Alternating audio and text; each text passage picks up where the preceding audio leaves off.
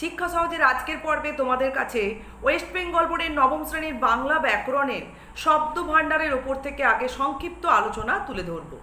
দেখো, এই বাংলা শব্দ ভাণ্ডারে যে অসংখ্য শব্দ সম্ভার রয়েছে, একে আমরা তিনটি শ্রেণীতে বিভক্ত করছি। প্রথমটি হচ্ছে মৌলিক বা নিজস্ব শব্দ। এক্ষেত্রে আমরা দেখব যে তিন ধরনের শব্দ রয়েছে: তৎসম, তদ্ভব এবং অর্ধতৎসম। তিনটি ধরনের শব্দই কিন্তু সংস্কৃত ভাষা থেকে বিভিন্নভাবে আগত শব্দ সম্ভার। তৎসমর ক্ষেত্রে আমরা দেখব হুবহু সংস্কৃত শব্দ অপরিবর্তিতভাবে বাংলায় ব্যবহৃত হচ্ছে। তদ্ভবর ক্ষেত্রে দেখব যে সংস্কৃত ভাষা থেকে ভাষা পরিবর্তনের স্তর অর্থাৎ প্রাকৃত অপভ্রংশ স্তর অতিক্রম করে যে সমস্ত শব্দ বাংলা ভাষায় এসছে সেগুলি তদ্ভব।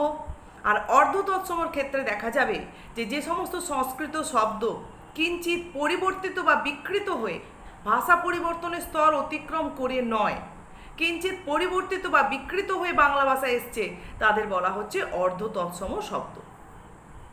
এরপর বাংলা শব্দভাণ্ডারের যে দ্বিতীয় অংশ রয়েছে সেখানে রয়েছে আগন্তুক বা কৃতঋণ শব্দ। এখানে আমরা দেখব প্রথমে রয়েছে দেশি শব্দ। তা দেশি শব্দ এদেশের যে আদি অধিবাসী অস্ট্রিক দ্রাবিড় এদের ভাষা থেকে আগত শব্দগুলোকেই বাংলা ভাষার ক্ষেত্রে দেশি শব্দ বলে পরিগণিত করা হচ্ছে। এরপর রয়েছে প্রাদেশিক শব্দ। বাংলায় আমরা আমাদের রাজ্যবাসীরা বাংলায় কথা বলি, কিন্তু আমাদের ভারতবর্ষে যে আর অন্যান্য রাজ্য বা প্রদেশগুলি রয়েছে সেইখানকার ভাষা থেকে প্রচলিত যে ভাষা সেই ভাষা থেকে আগত শব্দগুলি বাংলা ভাষার ক্ষেত্রে হচ্ছে প্রাদেশিক শব্দ, বা এগুলিকে কিন্তু প্রতিবেশী শব্দ বলেও চিহ্নিত করা হয়ে থাকে। আর যেটা বিদেশি শব্দ, আগন্তুক বা কৃতঋণ শব্দের তৃতীয় অংশ বিদেশি শব্দ, দেখব ভারতবর্ষের বাইরের অন্যান্য দেশের ভাষা থেকে আগত শব্দকে বাংলা ভাষার ক্ষেত্রে বিদেশি শব্দ বলে চিহ্নিত করা হচ্ছে। বাংলা ভাষার শব্দভাণ্ডারের যে তৃতীয় ভাগ অর্থাৎ নবগঠিত শব্দ, এখানে আমরা দেখব রয়েছে সংকর বা মিশ্র শব্দ, একটি হয়তো তৎসম বা একটি বিদেশি শব্দ মিশ্রিতভাবে একটা নতুন শব্দ আমাদের বাংলা ভাষায় সৃষ্টি হয়েছে। আবার রয়েছে জোড় কলম শব্দ, নবগঠিত শব্দ, মুন্ডমাল শব্দ এবং খণ্ডিত শব্দ।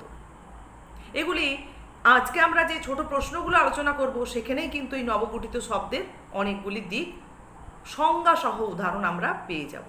তবুও খণ্ডিত শব্দের ক্ষেত্রে আমরা দেখব যে একটি পূর্ণ শব্দকে সংক্ষিপ্তভাবে তুলে ধরা হচ্ছে।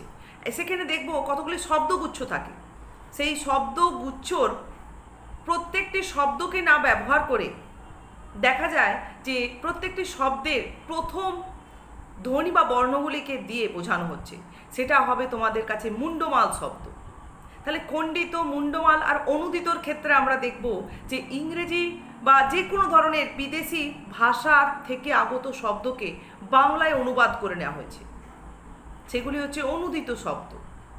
আর জোড় কলম শব্দের ক্ষেত্রে দেখা যাবে যে দু ধরনের শব্দের সেখানে যেন সংমিশ্রণ ঘটিয়ে একটি নতুন শব্দের সৃষ্টি করা হয়েছে। তাহলে এভাবে নবগঠিত শব্দ দ্বারাও কিন্তু আমাদের বাংলা শব্দ ভাণ্ডার বেশ সমৃদ্ধ হয়ে উঠেছে। তাহলে চলো দেখি আজকে আমরা যে ছোট প্রশ্নগুলি আলোচনা করব বা তার এই অংশের উপর থেকে কি ধরনের আমরা এমসিকিউ বা very short answer type question পেতে পারি। আজকে বাংলা শব্দ ভাণ্ডারের ওপর থেকে মোট 15টি প্রশ্নের উত্তর আলোচনা করব। দেখো, এই ধরনের প্রশ্নগুলি তোমরা এমসিকিউ বা ভেরি শর্ট অ্যান্সার টাইপ কোশ্চেনের ক্ষেত্রে ঘুরিয়ে ফিরিয়ে পেতে পারো। 1 নম্বরে রয়েছে তৎসম মানে। তৎসম শব্দের অর্থ হচ্ছে সংস্কৃতের সমান, অর্থাৎ যে সমস্ত শব্দ সংস্কৃত ভাষা থেকে অপরিবর্তিতভাবে বাংলায় এসেছে তাহলে সেগুলো বাংলায় সংস্কৃতের সমান রূপেই ব্যবহৃত হচ্ছে, তাই সেগুলিকে বলা হচ্ছে তৎসম শব্দ। তৎসম শব্দটিকে আমরা বাংলা পাবো তৎসম, অর্থাৎ তার সমান। এখানে তার বলতে মূলত বোঝানো হচ্ছে সংস্কৃত ভাষাকে। 2 নম্বরে বলছে চুরুট শব্দটি কোন প্রদেশ থেকে আসা শব্দ। এটি হচ্ছে তামিলনাড়ুর তামিল ভাষা থেকে আগত একটি শব্দ। 3 নম্বরে সংস্কৃত মূল শব্দের বিভাগগুলি হলো তৎসম, তদ্ভব, অর্ধতৎসম। এই তিনটি হচ্ছে সংস্কৃত মূল শব্দের বিভাগ। 4 নম্বর প্রশ্নে বলা হচ্ছে দেশি শব্দ বলতে কি বোঝো। বাংলা ভাষায় এমন অনেক শব্দ আছে যেগুলি এদেশের প্রাচীনতর অধিবাসী এটা মাথায় রাখবে। এরা হচ্ছে এদেশের প্রাচীনতর অধিবাসী। কারা?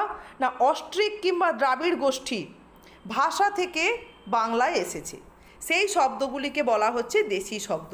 তাহলে ঘুরিয়ে যদি প্রশ্ন করা হয়, ডেফিনেশন জানা থাকলে লিখতে পারবে, এদেশের প্রাচীনতর অধিবাসী অস্ট্রিক কিংবা দ্রাবিড় গোষ্ঠীর ভাষা থেকে আগত শব্দগুলিকে বাংলা শব্দ ভাণ্ডারে কী শব্দ বলে চিহ্নিত করা হয়? তাদেরকে দেশি শব্দ বলে চিহ্নিত করা হয়। যেমন দেখো উদাহরণ দেওয়া হয়েছে খোকা, ঢিল, ঢোল, ছানা, ঢেউ, মুড়ি ইত্যাদি। অসংখ্য দেশি শব্দ রয়েছে আমাদের বাংলা ভাষায়। দেখো তদ্ভব শব্দটির অর্থ হলো সংস্কৃত থেকে জাত। তৎ মানে তার, থেকে ভব বা জাত, তার বলতে এখানে সংস্কৃত ভাষাকে বোঝানো হচ্ছে। 6 নম্বর প্রশ্নে বলা হচ্ছে পেন নাম এটি কী ধরনের শব্দ? এটি অর্ধ তৎসম শব্দ। প্রণাম এটি হচ্ছে তৎসম শব্দ, তার থেকে বিকৃতি স্বরূপ এসেছে পেন নাম, এটি অর্ধ তৎসম শব্দ। ধোঁয়াশা এটি কী ধরনের নবগঠিত শব্দ? না এটি হচ্ছে জোড় কলম শব্দ। নবগঠিত শব্দের যে 5টি ভাগ আলোচনা করা হয়েছে তার মধ্যে এটি হচ্ছে জোড় কলম শব্দ।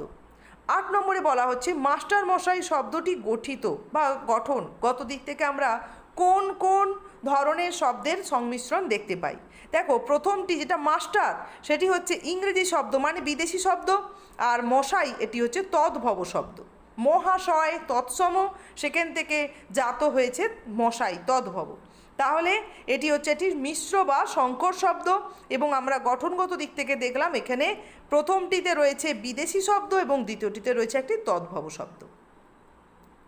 9 নম্বর প্রশ্নে বলা হচ্ছে নবগঠিত শব্দকে কটি ভাগে ভাগ করা হয়েছে ও কী কী? নবগঠিত শব্দের 5টি ভাগ যথা সংকর বা মিশ্র শব্দ, অনুদিত শব্দ, জোড় কলম শব্দ, মুন্ডমাল শব্দ ও খণ্ডিত শব্দ। 10 নম্বর প্রশ্নে বলা হচ্ছে যে সমস্ত সংস্কৃত শব্দ কিঞ্চিত পরিবর্তিত, এইগুলো মাথায় রাখবে, কিঞ্চিত পরিবর্তিত ও বিকৃত, বিকৃতির মধ্য দিয়ে বাংলা ভাষা এসেছে তাদেরকে কি শব্দ বলছে? তাদেরকে বলা হচ্ছে অর্ধ তৎসম শব্দ। হরতাল শব্দটি কোন প্রদেশ থেকে এসেছে? না এটি গুজরাট থেকে এসেছে, গুজরাটি ভাষা থেকে আগত একটি শব্দ। 12 নম্বরে বলা হচ্ছে খণ্ডিত শব্দের দৃষ্টান্ত দাও। অসংখ্য দৃষ্টান্ত রয়েছে, যেমন দেখো ফ্রিজ, মাইক, ফোন, এগুলি হচ্ছে খণ্ডিত শব্দ। আসলে রেফ্রিজারেটর থেকে এসেছে ফ্রিজ, মাইক্রোফোন থেকে মাইক এবং টেলিফোন থেকে ফোন। 13 নম্বর প্রশ্নে বলা হচ্ছে তৎসম শব্দ কাকে বলে? উদাহরণ দাও। যে সমস্ত শব্দ সংস্কৃত ভাষা থেকে কোনো রকম পরিবর্তন ছাড়াই অর্থাৎ সম্পূর্ণ অপরিবর্তিতভাবে বাংলা ভাষা এসেছে তাদেরকে বলছে তৎসম শব্দ। যেমন সূর্য, চন্দ্র, বিষ্ণু, বর্ষা, সিংহ ইত্যাদি, এগুলি হচ্ছে তৎসম শব্দ। 14 নম্বর প্রশ্নে বলছে রিক্সা, সুনামি এগুলি কোন ভাষা থেকে বাংলা ভাষায় আগত শব্দ? না এগুলি হচ্ছে জাপানি ভাষা, এগুলি সম্পূর্ণরূপে বিদেশি ভাষা। জাপানি ভাষা থেকে আগত শব্দ রিক্সা, সুনামি। আজকের দেখো শেষ প্রশ্ন 15 নম্বর প্রশ্নে বলছে মুন্ডমাল শব্দ কি? কোনো একটি শব্দগুচ্ছের, এটি কিন্তু শব্দগুচ্ছ, শব্দ একটি শব্দ নয়, একটি শব্দগুচ্ছ মানে যেখানে কতগুলি শব্দের সমষ্টি রয়েছে। শব্দগুচ্ছের প্রত্যেকটি শব্দের প্রথম বর্ণগুলির সমাবেশ ঘটিয়ে যখন একটি শব্দ তৈরি করা হয় তাকে বলা হচ্ছে মুন্ডমাল শব্দ। যেমন দেখো ডিস্ট্রিক্ট ম্যাজিস্ট্রেট, তার এই শব্দগুচ্ছের প্রথম দুটি শব্দেরই প্রথম দুটি বর্ণ নেওয়া হয়েছে ডি, আর এখানে দেখো এম নেওয়া হয়েছে। এখানে কিন্তু ম্যাজিস্ট্রেটের ম নয় এম নেওয়া হয়েছে, দিয়ে করা হয়েছে DM. Block development officer BDO, কিছু তো পরিবর্তন থাকে, এভাবে কিন্তু করা হয়েছে।